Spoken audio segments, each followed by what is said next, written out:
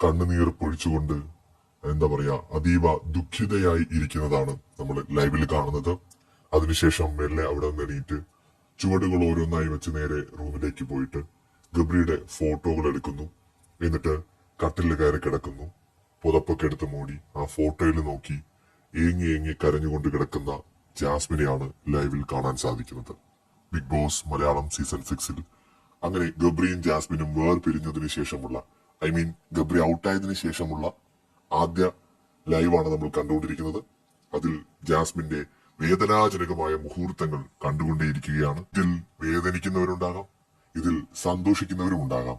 എന്തായാലും ജാസ്മിന്റെ ഈ കരച്ചിലൊക്കെ എത്ര ദിവസത്തേക്ക് എത്ര നാളത്തേക്ക് ഉണ്ടാകുമെന്നൊന്നും നമുക്കറിയില്ല. പക്ഷെ അവർ തമ്മിൽ ഭയങ്കര കൂട്ടായിരുന്നല്ലോ, ഭയങ്കര ക്ലോസ് ആയിരുന്നല്ലോ. അപ്പൊ അതുകൊണ്ട് തന്നെ കുറച്ച് വിഷമമൊക്കെ ഉണ്ടാവുമായിരിക്കും. അതിനകത്ത് കുറെ പേർക്ക് ജാസ്മിൻ എന്ത് ചെയ്യുന്നു അറിയാനുള്ള ഒരു ആകാംക്ഷ ഉണ്ടാകുമെന്നറിയാം. അതുകൊണ്ടൊന്ന് അപ്ഡേറ്റ് ചെയ്തു എന്ന് മാത്രമേ ഉള്ളൂ. അപ്പോൾ ബൈ.